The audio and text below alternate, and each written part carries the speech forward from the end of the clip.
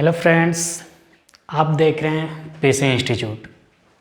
आज हम लोग क्लास 12 ऑर्गेनिक का first chapter halo alkane and hello arene को कंटिन्यू करने जा रहे हैं।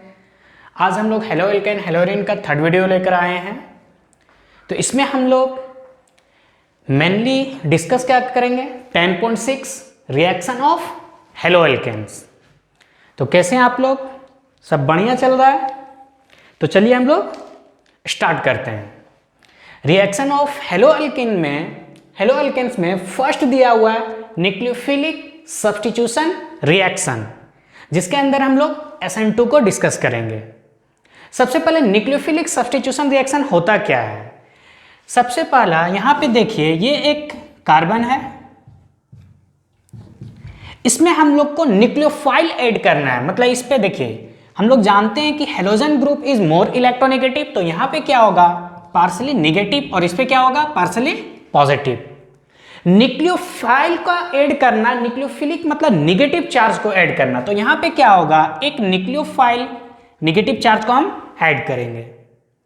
तो ये क्या होगा, X ग्रुप को रिप्लेस करेगा NU, और प्रोडक्ट मेरा क्या देगा, ये C स्टेप का ये NU, और ये X मेरा बाहर चला जाएगा। तो इस टाइप एक न्यूक्लियोफाइल दूसरे न्यूक्लियोफाइल को सब्स्टिट्यूट कर रहा है, इस टाइप के रिएक्शन को हम लोग क्या बोलेंगे, न्यूक्लियोफिलिक सब्स्टिट्यूशन रिएक्शन। इसके अंदर आपका एनसीईआरटी में पहला दिया हुआ एम्बिडेंट न्यूक्लियोफाइल, वहां पे एग्जांपल के तौर पे दिया हुआ है। तो ये होता क्या एम्बिडेंट न्यूक्लियोफाइल? ऐसा न्यूक्लियोफाइल जो बोथ साइड से अटैक कर सकता है, ऐसा न्यूक्लियोफाइल जो बोथ साइड से अटैक कर सकता है। उनमें एक एग्जांपल है साइनाइड। साइनाइड जो है कभी कार्बन पे नेगेटिव चार्ज होगा और कार्बन से अटैक करेगा, और कभी नाइट्रोजन के साइड से अटैक करेगा। तो ये बोथ साइड से अटैक कर रहा है, इसलिए इसको हम लोग क्या बोलते हैं, एम्बिडेंट न्यूक्लियोफाइल। एग्जांपल यहां पे देखिए, RX अल्काइल हैलाइड केसीएन से जब रिएक्शन करेगा तो यहां पे क्या होगा, ये प्लस माइनस में ब्रेक होगा। हम लोग जानते हैं ये इस डायरेक्शन में, क्योंकि हेलोजन ग्रुप मोर इलेक्ट्रोनेगेटिव है, तो यहां पे पार्सली नेगेटिव चार्ज और पार्सली पॉजिटिव चार्ज डेवलप होगा। और ये क्या बनता है, RCN जो इस टाइप से होता है, मतलब लिंकेज किससे, कार्बन से, और KX बाहर जाता है। इस ग्रुप को हम लोग अल्काइल नाइट्राइड या फिर अल्काइल साइनाइड बोलते हैं। अब यहां पे डिफिकल्टी कहां पे आती है, जब यही अल्काइल हैलाइड AgCN से रिएक्शन करता है, मतलब दोनों साइनाइड ग्रुप है, लेकिन इस केस में देखिए क्या बन रहा है, RNC, मतलब यहां पे लिंकेज मेरा नाइट्रोजन से है। तो नाइट्रोजन से लिंकेज है, तो इसको हम लोग क्या बोल रहे हैं, अल्काइल आइसोसाइनाइड। तो ऐसा हो क्यों रहा है, यहां पे जो डिफरेंस है, क्योंकि KCN में जो प्रॉपर्टी होता है ये आयोनिक इन नेचर होता है, जिसके कारण ये ब्रेक हो रहा है K+CN- में, और यहां पे RCN कनेक्ट हो रहा है। लेकिन यहां पे AgCN के बीच जो बॉन्ड होता है कोवेलेंट नेचर का होता है। किस नेचर का, कोवेलेंट नेचर का, जिसके कारण ये प्लस और निगेटिव में ब्रेक नहीं हो रहा है, बल्कि यहां पे नाइट्रोजन के पास जो लोन पेयर है, ये अपना लोन पेयर शेयर कर रहा है अल्काइल ग्रुप से, तब यहां पे बन रहा है आइसोसाइनाइड। तो ये डिफरेंट क्यों हो रहा है, आयनिक और कोवेलेंट नेचर होने के कारण। तो इस ग्रुप को हम लोग क्या बोल रहे हैं, अल्काइल आइसोसाइनाइड। यहां पे इसका एग्जाम्पल थोड़ा सा आप देखिएगा, तो अल्काइल नाइट्राइड या फिर अल्काइल साइनाइड, इसका एग्जाम्पल थोड़ा समझिए। मान लीजिए C2H5Cl प्लस KCN ये रिएक्ट किया, तो क्या बनेगा, C2H5Cn प्लस KCl। अब यहां पे आप ध्यान दीजिए, अगर इसका नेमिंग आप नाइट्राइड के फॉर्म में करते हैं, तब आप इस कार्बन को अल्काइल ग्रुप में काउंट कीजिएगा। मतलब यहां पे 2 कार्बन और 1 कार्बन कितना हो गया, 3 कार्बन। तो इसका 3 कार्बन मतलब प्रोपाइल, तो इसका नेमिंग क्या होगा, प्रोपाइल नाइट्राइड, प्रोपाइल नाइट्राइड। लेकिन आप साइनाइड के फॉर्म में नेमिंग करना चाहते हैं, तो हम साइनाइड इस ग्रुप को CN ग्रुप को बोल रहे हैं, तब हम इस कार्बन को काउंटिंग नहीं करेंगे अल्काइल ग्रुप में, तब मेरा सिर्फ ये कार्बन काउंट होगा। तो साइनाइड के फॉर्म में अगर हम इसको लिखना चाहें तो क्या होगा, 2 कार्बन काउंट होगा, और वहां पे क्या लिखाएगा, इथाइल साइनाइड। ये नेमिंग में थोड़ा सा ध्यान दीजिएगा। क्या हम बोल रहे हैं, जब हम नाइट्राइट ले रहे हैं तब इस कार्बन को अल्काइल ग्रुप में काउंट कर रहे हैं, लेकिन साइनाइड हम इस ग्रुप को बोल रहे हैं तो इस कार्बन को सिर्फ हम अल्काइल ग्रुप में लेंगे। इसी टाइप से यहां पे एक ग्रुप है नाइट्रो ग्रुप। नाइट्रो ग्रुप देखिए RX KNO2 से जब रिएक्शन कर रहा है तब यहां पे बना रहा है अल्काइल नाइट्राइड। यहां पे देखिए ऑक्सीजन से लिंकेज है तब क्या बना, अल्काइल नाइट्राइड। अब यहां पे RX AgNO2 से जब रिएक्शन कर रहा है तब यहां पे देखिए नाइट्रोजन से लिंकेज है, तब इस ग्रुप को हम लोग क्या बोल रहे हैं, नाइट्रो अल्केन। तो दोनों में थोड़ा सा डिफरेंस है जब लिंकेज अलग अलग होता है। नाइट्राइड कब बोल रहे हैं, जब लिंकेज यहां पे ऑक्सीजन से है, और यहां पे नाइट्रो ग्रुप का बोल रहे हैं जब लिंकेज किससे है, N से है। इसका भी आप एग्जांपल देखिए, मान लीजिए यहां पे दिया हुआ है CH3Cl प्लस, अगर ये ग्रुप है AgNO2 तो प्रोडक्ट क्या बनाएगा, CH3NO2 प्लस AgCl। तो यहां पे नेमिंग क्या लिखे हैं, नाइट्रो अल्केन, तो इसका नेम क्या होगा, नाइट्रो अल्केन। मतलब कितना कार्बन यहां पे, एक कार्बन, तो नाइट्रो मीथेन। तो इस टाइप से नेमिंग करते समय थोड़ा सा ध्यान दीजिएगा। तो ये मेरा क्या था, ambident nucleophile. Next bimolecular SN2 reaction. यहां पे जो हम लोग न्यूक्लियोफिलिक सब्स्टिट्यूशन रिएक्शन पढ़ेंगे, दो टाइप का पढ़ेंगे, SN2 और SN1। लेकिन SN2 या SN1 रिएक्शन पढ़ने से पहले हमको कुछ टर्म अच्छे से समझना होगा, जैसे आइसोमर क्या है, स्टेरियो आइसोमर क्या है, PPL प्लेन पोलराइज्ड लाइट क्या है, ऑप्टिकल आइसोमर क्या है। यहाँ पे हम लोग को देखना होगा स्टेरियो सेंटर क्या होता है, कायरल क्या है। तो इस टाइप से कुछ हम लोग को खास डिफिनेशन देखना होगा, इसे हम यहाँ पे एक्सप्लेन करते हैं।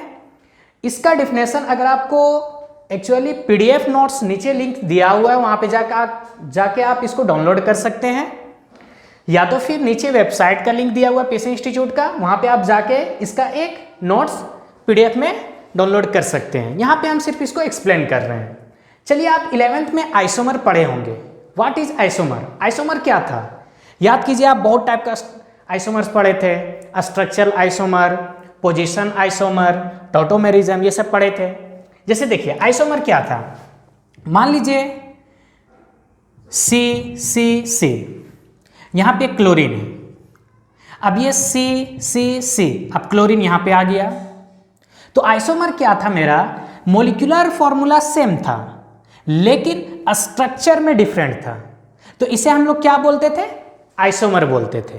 लेकिन एक यहाँ पे नया वर्ड आया स्टीरियो आइसोमर। तो स्टीरियो आइसोमर किसको बोलते हैं, जिसका स्ट्रक्चरल फॉर्मूला भी सेम होगा, मॉलिक्यूलर फॉर्मूला भी सेम होगा, लेकिन मॉलिक्यूल या एटम का स्पेस में जो रीअरेंजमेंट होगा वो डिफरेंट होगा, और उस टाइप के कंपाउंड को हम लोग क्या बोलेंगे, स्टीरियो आइसोमर्स। हम क्या बोल रहे हैं, जिसका मॉलिक्यूलर फॉर्मूला भी सेम होगा, स्ट्रक्चर भी सेम होगा, लेकिन उस मॉलिक्यूल के अंदर जो एटम या मॉलिक्यूल होगा उसका स्पेस में जो अरेंजमेंट होगा वो डिफरेंट होगा। तो उस टाइप के कंपाउंड को हम लोग क्या बोलेंगे, स्टीरियो आइसोमर्स। जैसे ध्यान दीजिए, मान लीजिए PQR इस टाइप से S, ये मान लीजिए कोई कंपाउंड दिया हुआ है, इसी को हम QRPS इस टाइप से अब हम रिप्रेजेंट कर रहे हैं। तो यहां पे देखिए बॉन्ड PQ से कनेक्ट था, RS से कनेक्ट था, अभी भी PQ से कनेक्ट है, RS से कनेक्ट है, लेकिन स्पेस में जो अरेंजमेंट है एटम का वो डिफरेंट है। यहां पे जो इसका स्ट्रक्चर है वही इसका स्ट्रक्चर है, जो इसका मॉलिक्यूलर मास है वही इसका मॉलिक्यूलर मास है, लेकिन स्पेस में मॉलिक्यूल के अरेंजमेंट जब डिफरेंट होगा तो उसे हम लोग क्या बोलेंगे, स्टीरियो आइसोमर्स। क्या हम लोग बोलेंगे, स्टीरियो आइसोमर्स। नेक्स्ट आते हैं PPL क्या है, प्लेन पोलराइज्ड लाइट। यहां पे ध्यान दीजिए, जो भी ऑर्डिनरी लाइट होता है उसका वेव हर एक डायरेक्शन में होता है। ये मेरा एक ऑर्डिनरी लाइट है जो कैमरे से आ रहा है, वो भी एक ऑर्डिनरी लाइट है। इसे जब हम लोग एक निकोल प्रिज्म नाम का जो कैल्शियम कार्बोनेट से बना होता है, इसके थ्रू हम लोग पास कराते हैं, तब क्या होता है, ये जितने भी डायरेक्शन में वाइब्रेट कर रहा था हर एक डायरेक्शन को काट के सिर्फ एक डायरेक्शन में ये वाइब्रेट करेगा। तो इसी लाइट को हम लोग बोलते हैं पीपीएल यानी प्लेन पोलराइज्ड लाइट। तो पीपीएल क्या है?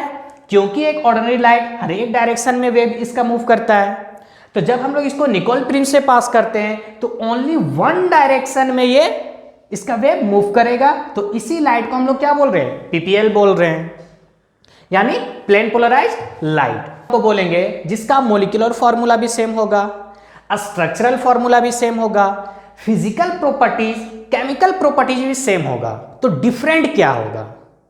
तो जिस कंपाउंड का मॉलिक्यूलर फॉर्मूला भी सेम होगा, स्ट्रक्चरल फॉर्मूला भी सेम होगा, केमिकल प्रॉपर्टीज, फिजिकल प्रॉपर्टीज भी सेम होगा, सिर्फ और सिर्फ इस लाइट में, पीपीएल लाइट में बिहेवियर अलग होगा, तो उस कंपाउंड को हम लोग क्या बोलेंगे? Optical isomer. मतलब a compound having same molecular formula, same structural formula, same chemical and physical properties, but different the behaviour towards PPL light is called optical isomer. अब अगर हम लोग को पता करना है कि कोई भी कंपाउंड ऑप्टिकली एक्टिव है या ऑप्टिकली इनएक्टिव, तो कैसे पता करेंगे? उसके लिए हम लोग को एक पोलरिमीटर ट्यूब से पता कर सकते हैं।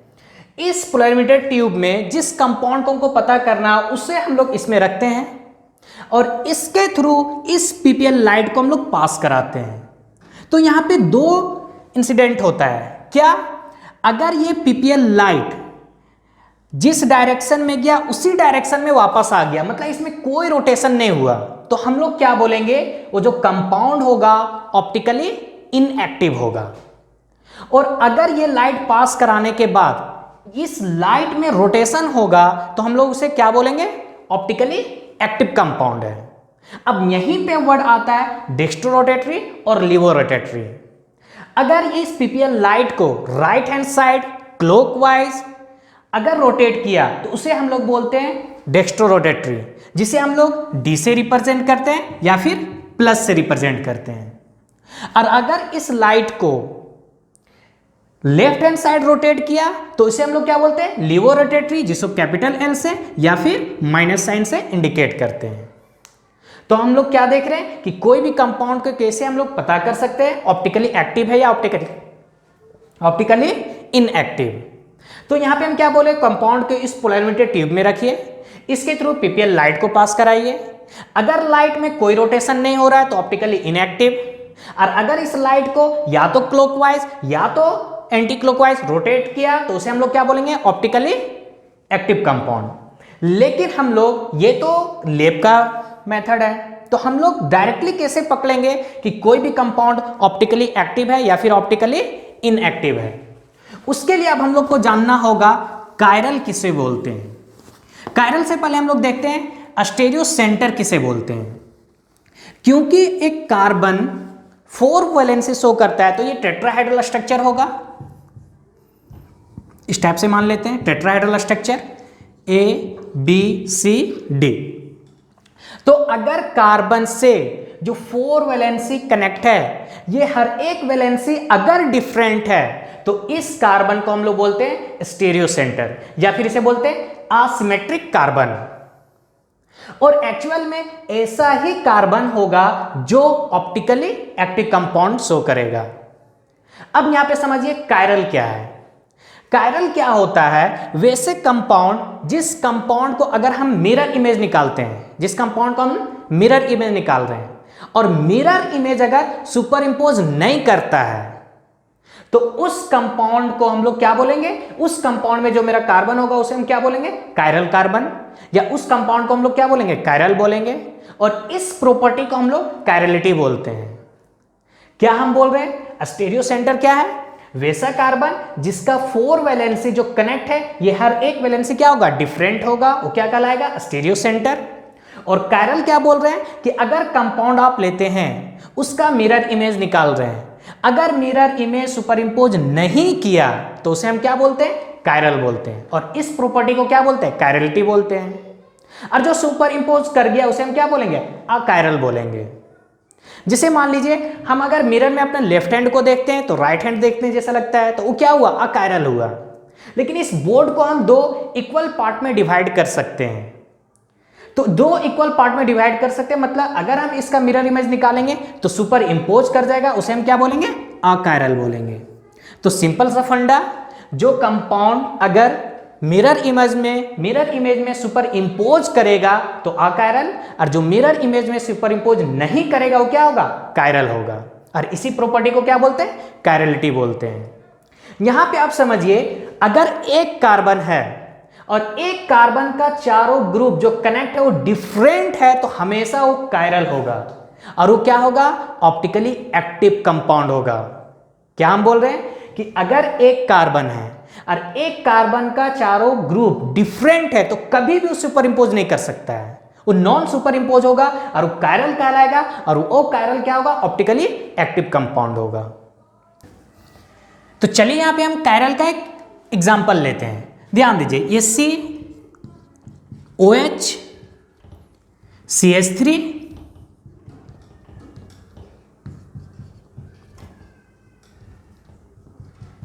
और ये C2H5 और यहां पे H। अब आप इसका मिरर इमेज निकालिए। जब हम मिरर इमेज निकालेंगे तो क्या होगा, यहां पे OH आएगा, ये CH3 होगा और ये यहां पे C2H5 और ये H होगा। तो यहां पे देखिए, क्या किसी भी कंडीशन में इस दोनों का मिरर इमेज जो है सुपर इंपोज कर सकता है, नहीं कर सकता है। ये नॉन सुपर इंपोज मिरर है, तो ये किसका एग्जांपल है, कायरल का। तो एक बात हमेशा याद रखिए, इस कार्बन से देखिए OH ग्रुप कनेक्ट है, CH3 C2H5 H, मतलब ये कार्बन का जो 4 वैलेंसी है हर एक क्या है, डिफरेंट है। तो जब भी कार्बन का 4 वैलेंसी डिफरेंट होगा तो वो हमेशा क्या होगा, कायरल होगा। तो ये किसका एग्जांपल है, कायरल का। SN2 रिएक्शन है क्या, इन सब वर्ड को समझना जरूरी था, इन सब डिफिनेशन को समझना जरूरी था, तभी हम SN2 रिएक्शन को समझ सकते हैं। तो चलिए सबसे पहले हम एक कायरल कार्बन लेते हैं। ये एक मेरा कायरल कार्बन है, मान लीजिए यहां पे H कनेक्ट है, ये मेरा R है, ये R डैश है, और यहां पे मान लीजिए X ग्रुप है। ये रिप्रेजेंट कर रहा है क्योंकि ये 1 2 3 4 यहां पे वैलेंसी है, तो ये रिप्रेजेंट कर रहा है कार्बन के सामने का साइड और ये रिप्रेजेंट कर रहा है कार्बन का बैक साइड को।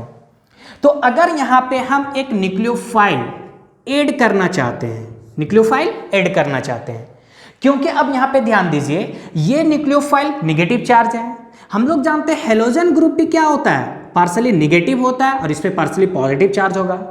तो ये जब भी अटैक करेगा तो सामने से तो अटैक कर नहीं सकता है, इसलिए SN2 रिएक्शन में हमेशा याद रखिएगा बैक साइड से अटैकिंग होता है।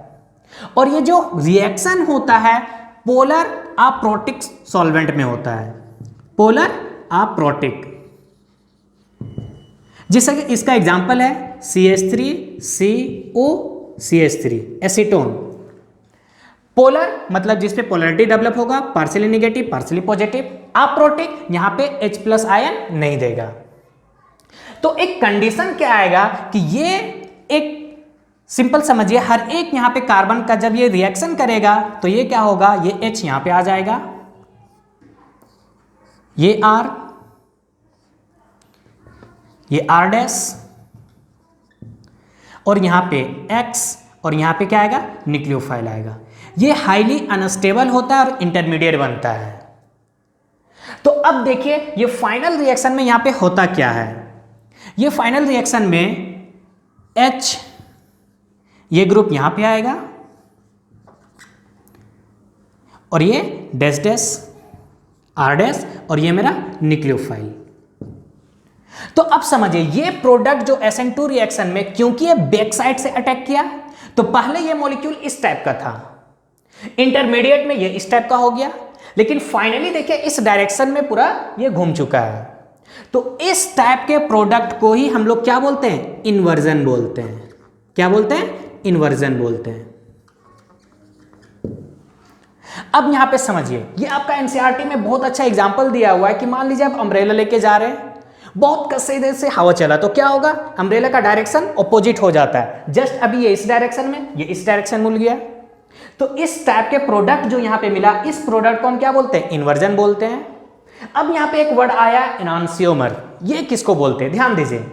ये एक कायरल कार्बन है, ये भी एक कायरल कार्बन है।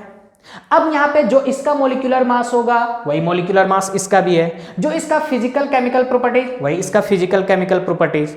तो ये डिफरेंट क्या होगा, ये डिफरेंट होगा कि अगर ये कायरल कार्बन पीपीएल लाइट को डेक्स्ट्रो रोटेटरी मतलब राइट हैंड साइड अगर रोटेट किया है तो ये compound left hand side rotate करेगा। और ये दोनों देखिए मिरर इमेज का सुपर इंपोज नहीं करेगा, नॉन सुपर इंपोज मिरर होगा।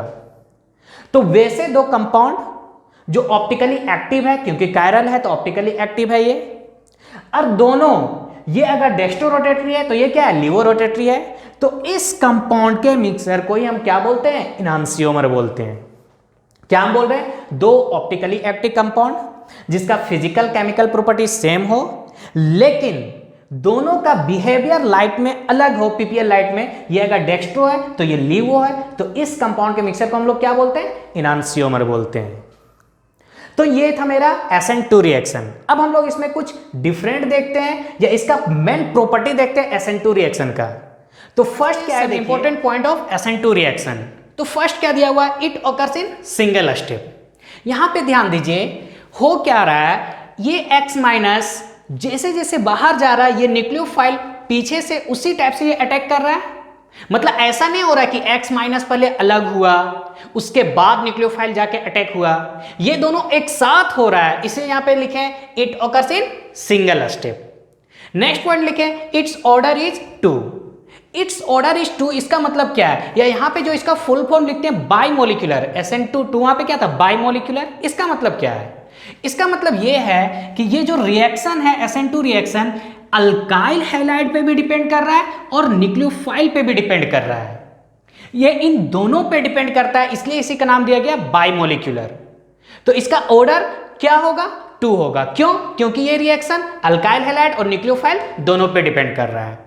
नेक्स्ट क्या लिखा है, polar aprotic solvent is used. मतलब ये जो रिएक्शन हम लोग कैरी कराते हैं उस सॉल्वेंट जो होगा पोलर अप्रोटिक होगा। पोलर का मतलब समझिए पोलैरिटी डेवलप होगा, अप्रोटिक का मतलब क्या है कि यहां पे H+ आयन नहीं मिलेगा। तो उसका एक अच्छा सा एग्जांपल क्या है, एसीटोन। ये पोलर है लेकिन ऑक्सीजन के पास हाइड्रोजन नहीं है तो ये क्या है, अप्रोटिक है। नेक्स्ट देखिए क्या लिखा हुआ है, इन्वर्जन प्रोडक्ट इज फॉर्म्ड। हम लोग क्या देख रहे हैं, देखिए इसका स्ट्रक्चर इस टाइप का है लेकिन इसका स्ट्रक्चर देखिए, इसका स्ट्रक्चर ये है और इसका स्ट्रक्चर जस्ट अपोजिट हो गया इस टाइप का। मतलब जो प्रोडक्ट मिल रहा है इनवर्स मिल रहा है, इसलिए बोलते हैं inverse product is formed. Next यहां पे लिखा हुआ order of carbocation 1 degree 2 degree 3 degree.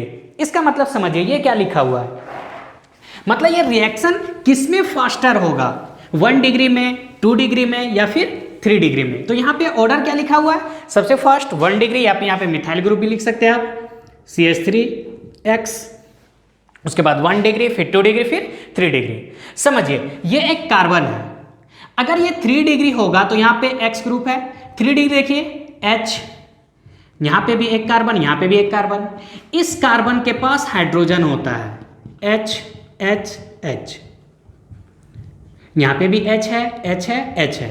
और हम लोग जानते हैं SN2 रिएक्शन में जो न्यूक्लियोफाइल अटैक करता है बैक साइड से अटैक करता है, क्योंकि जब ये कार्बन 3 डिग्री होगा तो यहां पे बहुत ज्यादा स्टेरिक हिंड्रेंस होगा, तो ये इसको अटैक करने में बहुत ही मुश्किल होगा, तो ये रिएक्शन उतना फास्ट नहीं होगा।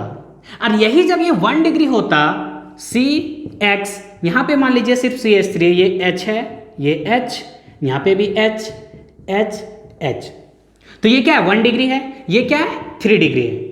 अब यहां पे अगर हमको न्यूक्लियोफाइल अटैक करना है तो देखिए इसके कंपेयर में ये इजी अटैक कर सकता है, इसलिए बोला जाता है कि SN2 रिएक्शन में जो रिएक्टिविटी होगा, मतलब ऑर्डर होगा रिएक्शन किसमें फास्ट होगा, सबसे फास्ट CH3X में, फिर 1 डिग्री, फिर 2 डिग्री, फिर 3 डिग्री।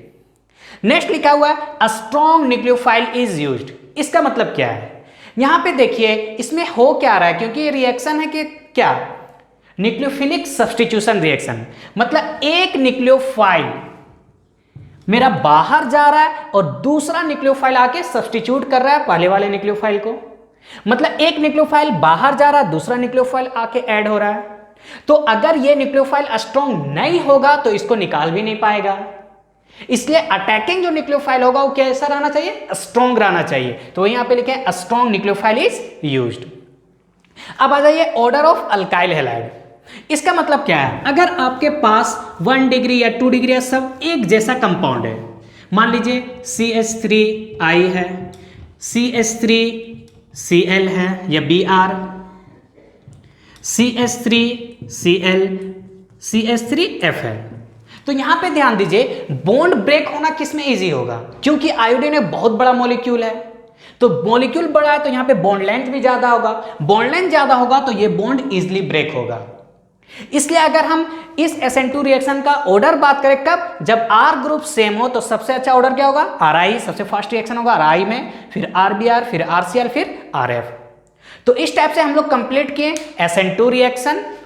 मिलते हैं हम लोग नेक्स्ट वीडियो के साथ SN1 रिएक्शन के साथ।